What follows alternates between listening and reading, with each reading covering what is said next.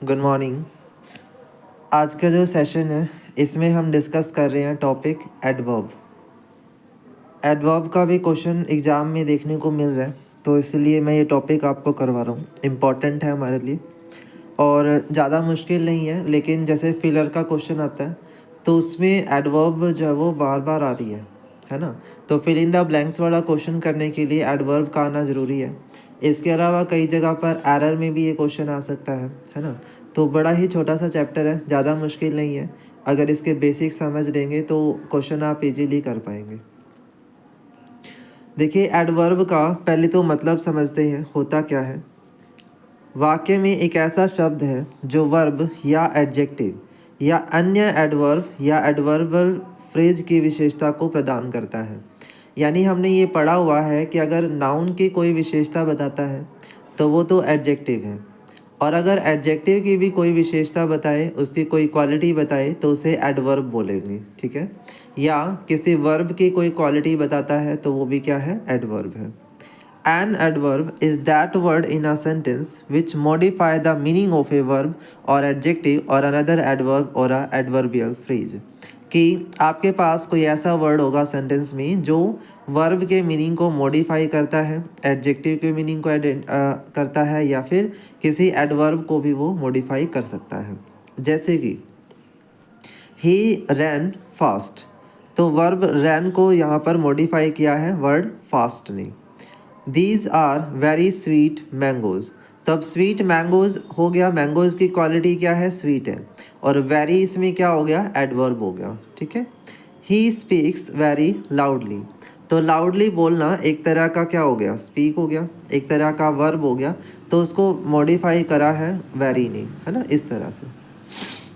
अब नेक्स्ट इसमें आता है what are the kind of adverb. एक एडवर्ब के कितने तरह के टाइप हो सकते हैं, तो इसके अंदर अगर हम बात करें तो ये 3 तरह से डिवाइडेड है। सबसे पहले है सिंपल एडवर्ब, दूसरा है रिलेटिव एडवर्ब, और तीसरा है इंटरोगेटिव एडवर्ब। सिंपल एडवर्ब में क्या है कि वाक्य में प्रयुक्त कुछ शब्द वर्ब, एडवर्ब, एडजेक्टिव और एडवर्बियल फ्रेज को संशोधित करते हैं, तो उन्हें हम सिंपल एडवर्ब बोल देंगे। रिलेटिव एडवर्ब जो है वो क्या करेंगे, एक रिलेशन बनाने का काम करेंगे। सेंटेंस में जो वर्ड दिए हुए हैं उनमें एक रिलेशन एस्टैब्लिश करते हैं। और इंटरोगेटिव एडवर्ब होते हैं जो एक क्वेश्चनिंग की तरह यूज होते हैं, जिसमें हम क्वेश्चन मार्क वगैरह कर सकते हैं। देखो ज़रा, अब सिंपल एडवर्ब में कुछ हमें क्लासिफिकेशन दिया हुआ है अकॉर्डिंग टू देयर फंक्शन। जैसे एडवर्ब ऑफ टाइम, यानी जो टाइम के लिए हम एडवर्ब यूज़ करते हैं वो कौन कौन से हैं, जैसे डेली हो गया, सिंस हुआ, यस्टरडे हुआ, सोन हुआ, टुमारो हुआ, ये क्या है, एडवर्ब ऑफ टाइम है। फिर इसी तरह एडवर्ब ऑफ प्लेस होता है। एडवर्ब ऑफ प्लेस में क्या आएगा, here, there, everywhere, in, away, up, etcetera.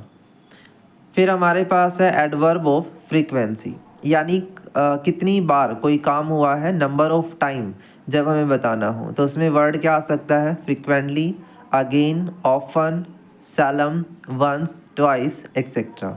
ठीक है।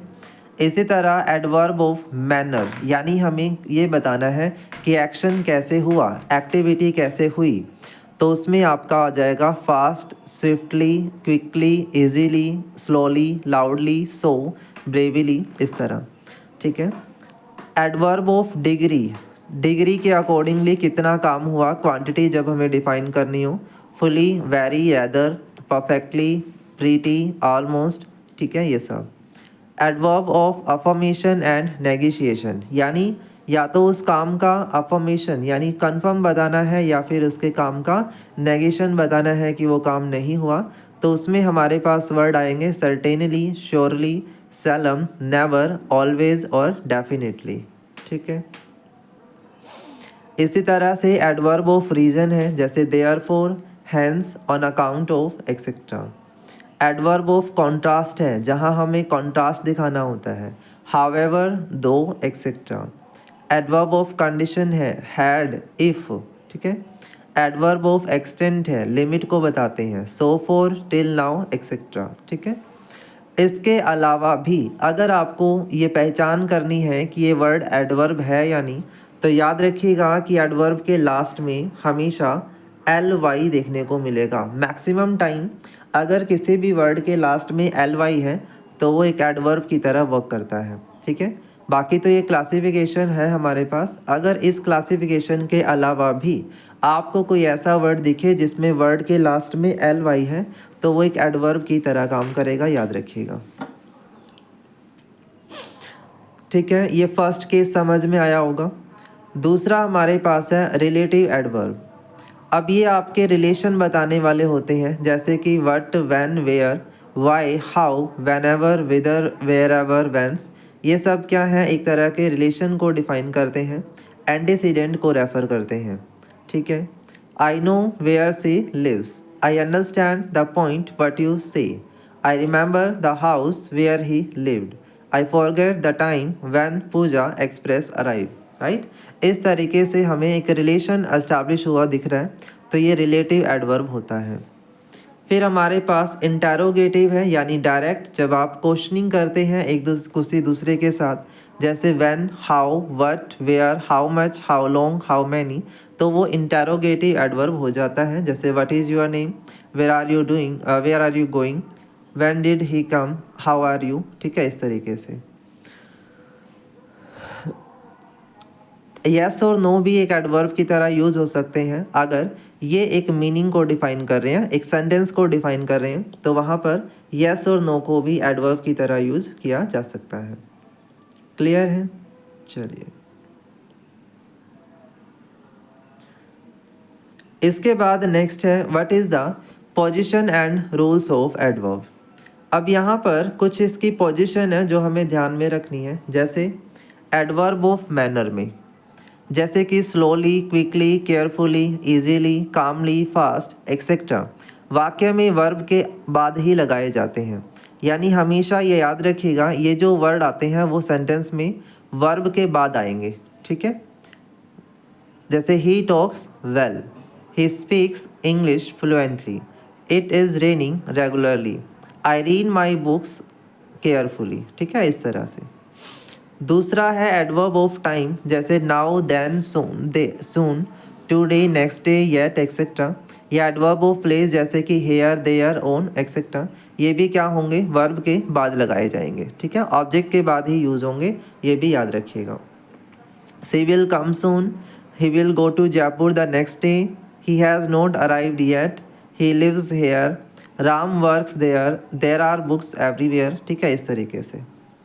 नेक्स्ट हमारे पास है एडवर्ब ऑफ फ्रीक्वेंसी, जैसे always, often, daily, generally, never, rarely. कुछ इस तरह के एडवर्ब हैं, almost, just, hardly, nearly, already. तो इनका यूज़ सब्जेक्ट और वर्ब इन दोनों के बीच में किया जाएगा, ठीक है। एडवर्ब ऑफ फ्रीक्वेंसी का याद रखिए, जैसे हिज मदर नेवर कुक्स फूड, ठीक है, इस तरीके से। तो सब्जेक्ट और वर्ब के अगर बीच में है तो वो एडवर्ब ऑफ फ्रीक्वेंसी है, ठीक है।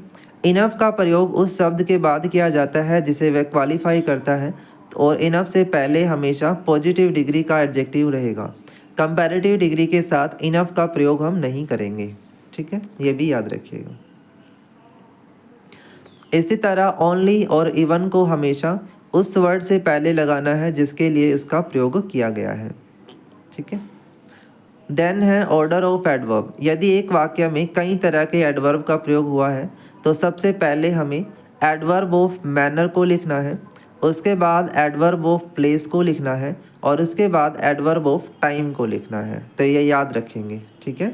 पहले मतलब मैनर वाला एडवर्ब आएगा, फिर उसके बाद प्लेस वाला एडवर्ब आएगा, और फिर टाइम वाला एडवर्ब आएगा। यदि कोई एडवर्ब किसी एडवर्ब या एडजेक्टिव को मॉडिफाई करता है तो एडवर्ब को पहले लगाया जाएगा, ठीक है, किसी एडजेक्टिव से पहले इसका प्लेस होगा। जब एडवर्ब सारे वाक्यों को ही संशोधित करता है तो वाक्य के शुरू में इसका प्रयोग किया जाएगा। यानी कंप्लीट सेंटेंस के लिए अगर हम वर्ड यूज़ कर रहे हैं तो वहाँ पर एडवर्ब स्टार्टिंग में लिखेंगे, ठीक है। जब किसी वाक्य में नोट का प्रयोग किया गया है तो नेगेटिव एडवर्ब का प्रयोग नहीं करना चाहिए है। वाक्य में डबल नेगेटिव होना गलत हो जाता है।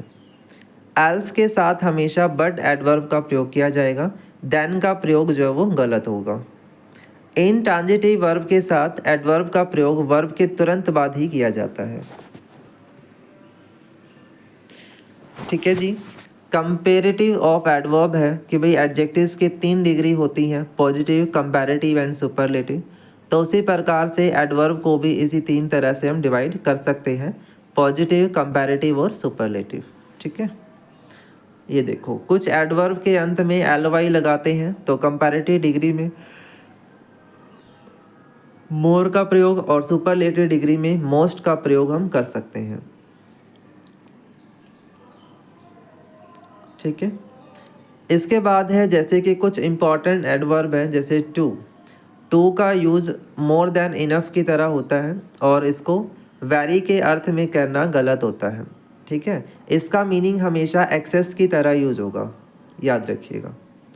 मच का प्रयोग कंपैरेटिव डिग्री के साथ हम कर सकते हैं और वेरी मच का प्रयोग कंपैरेटिव डिग्री से पहले किया जाता है, जबकि वेरी जो है वो एक पॉजिटिव डिग्री होती है। सुपरलेटिव डिग्री के साथ मच का प्रयोग होता है। मच और वेरी में सबसे बड़ा अंतर है कि मच का यूज पास्ट पार्टिसिपल के साथ होगा और वेरी का यूज प्रेजेंट पार्टिसिपल के साथ होगा। वेरी मच क्या है? अफर्मेटिव सेंटेंस में वेरी मच का प्रयोग करते हैं, जबकि नेगेटिव सेंटेंस में मच का प्रयोग करते हैं। Too much, much too, only too. Too much या मच टू दोनों का अर्थ समान है। टू मच के प्रयोग के बाद नाउन का प्रयोग होता है और मच टू के प्रयोग के बाद एडजेक्टिव या प्रिंसिपल वर्ड का, पार्टिसिपल वर्ड का प्रयोग होता है। दोनों का अर्थ एक्सेस या मोर देन लिमिट ही होता है, लेकिन ओनली टू का अर्थ है बहुत, वेरी। इसका प्रयोग वेरी के अर्थ के जैसा होता है, जैसे हम वेरी का यूज़ करते हैं उसी मैनर में ओनली टू का यूज़ करते हैं। उसके बाद है सिंस और एवर। सिंस का योग परफेक्ट टेंस में होता है ना। आई हैव बीन सिंस, जहाँ पर हमें एक particular point of time define हो, और एवर का मतलब होता है कि भाई ऐसा काम पहले नहीं हुआ, इस सेंस में हम एवर का यूज़ करते हैं। प्रेजेंटली या जस्ट नाउ, तो प्रेजेंटली का अर्थ एट प्रेजेंट के लिए होगा और जस्ट नाउ यानी बिल्कुल प्रेजेंट परफेक्ट की तरह यूज होता है। लेट का मतलब होता है देरी से और लेटली का मतलब होता है रीसेंट, भी अभी अभी हुआ है कोई काम, है ना, तो एडवर्ब की तरह लेटली यूज होगा। हार्डली का प्रयोग नेगेटिव में नहीं हो सकता है, याद रखिएगा। मोस्टली अनिकाश के लिए यूज होता है कि मोस्ट ऑफ द टाइम, ठीक है, और मोस्ट का अर्थ है सबसे अधिक और मोस्टली का मतलब होता है ज़्यादातर। ठीक है, बिफोर और एगो दोनों का मतलब पहले होता है। बिफोर का यूज पास्ट या प्रेजेंट परफेक्ट के साथ होगा, जबकि एगो का यूज प्रेजेंट परफेक्ट के साथ नहीं होगा। नोट, नो, नोट और सो। नोट का प्रयोग ऑक्सिलरी के बाद होता है, नो का प्रयोग नाउन से पहले होता है। Still, yet, already. स्टिल का मतलब है वर्तमान में होने वाला कार्य, भूतकाल के लिए इसका प्रयोग नहीं कर सकते हैं। नॉट येट भविष्य में होने वाली जो डाउटफुल सिचुएशन है या जो एक्शन है उसमें हो सकता है, और प्रश्न जब हमें पूछना हो तो उसमें येट का यूज़ कर सकते हैं। देयर जो है वो वाक्य में शुरू में ही लगाया जा सकता है। फेयरली और रैदर, फेयरली का यूज गुड सेंस में होता है, जबकि रैदर का यूज बैड सेंस में होता है। जस्ट का मतलब अभी अभी का होता है, ये प्रेजेंट परफेक्ट में यूज होगा। अर्ली, सून, क्विकली, ये दोनों एडवर्ब की तरह और एडजेक्टिव की तरह यूज हो सकते हैं। अर्ली जो वर्ड है वो दोनों तरह से यूज होता है। क्विकली है कि बहुत तेज़ी से कोई काम होना, और वर्ब के बाद ही लगाते हैं इसको। सैलम और नेवर, सैलम होता है तो और नेवर या इफ़ नेवर आता है। ठीक है, ये याद रखिएगा।